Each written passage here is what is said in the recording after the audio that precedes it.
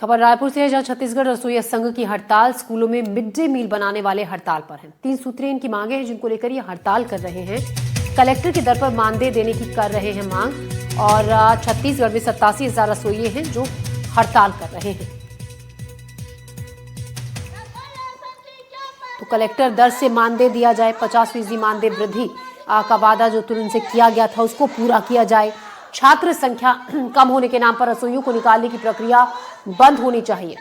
ये मांगे हैं इन रसोइयों की जो हड़ताल कर रहे हैं। अंशकालीन रसोइयों को पूर्णकालीन किया जाए। इसी खबर पर ज्यादा जानकारी के साथ नीलेश त्रिपाठी हमारे सहयोगी हमारे साथ जुड़ रहे हैं। नीलेश, अपनी कुछ जायज मांगों को लेकर ये रसोइये हड़ताल पर हैं, जिसमें जो प्रमुख है वो ये कि छात्रों की संख्या कम होने के बाद इनकी छंटनी शुरू कर दी जाती है, जिसका ये विरोध कर रहे हैं। इसके साथ ही और क्या इनकी मांगे हैं जिसको लेकर हड़ताल पर हैं ये लोग?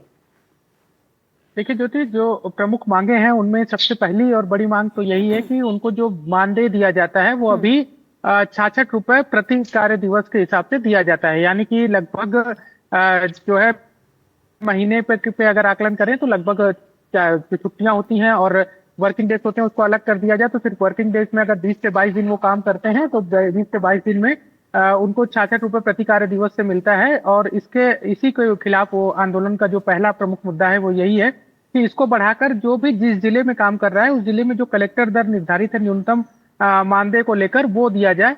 और छत्तीसगढ़ की अगर बात कर ले तो छत्तीसगढ़ में किसी भी जिले में कलेक्टर दर जो है वो करीब 350 रुपए से अधिक ही है प्रति कार्य दिवस। यानी कि कहीं पे 400 भी है, कहीं 450 भी है, लेकिन 350 रुपए प्रति कार्य दिवस से अलग है, ज्यादा है। तो ऐसे में 66 रुपए और इसके बीच के अंतर को अगर देखा जाए तो बड़ी रकम हो जाती है। और यही मांग है कि 66 रुपए में कुछ हो नहीं पाता। अगर महीने भर का पूरा निकालेंगे हिसाब किताब तो लगभग 2,000 से 2,500 रुपए ही इनको प्रति माह मानदेय के रूप में मिलता है। और जबकि इनका ये कहना है कि सुबह 10 बजे से दोपहर 3 बजे तक वो पूरा काम करते हैं। मध्याह्न भोजन बनाने के अलावा जो भी बहुत सारे काम होते हैं, जैसे कि बर्तन धोना, जो राशन है उसकी साफ सफाई करना, और इसके अलावा पानी लाना। अगर स्कूल में पानी की व्यवस्था नहीं है तो तमाम ऐसे काम करते हैं और इसमें पूरा समय जाता है। और एक तरह से उसमें जो वेतन जो मानदेय मिल रहा है वो बहुत कम है। ये सबसे बड़ी मांग है। इसके अलावा जो दूसरी एक बड़ी मांग है कि जिन स्कूलों में छात्र संख्या दर्ज संख्या कम हो जाती है वहां से बिना किसी व्यवस्था के, क्योंकि ये काम करते आ रहे हैं लेकिन बिना इनके किसी व्यवस्था को इनको तत्काल निकाल दिया जाता है।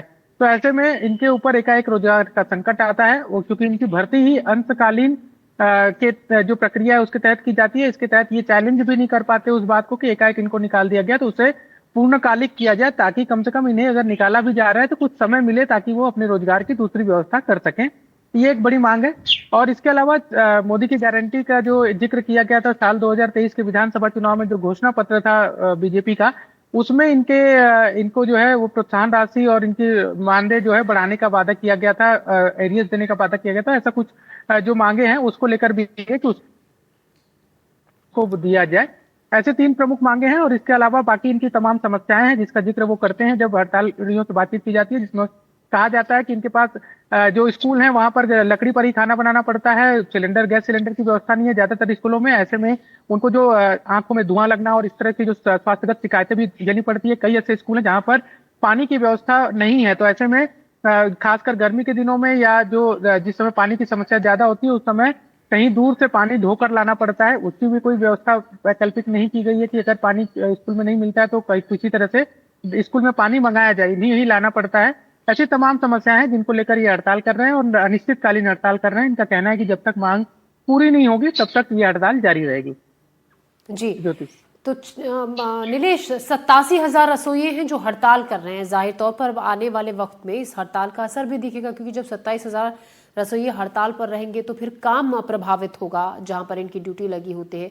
ऐसे में दिक्कत उससे भी बढ़ने की संभावना जताई जा रही है।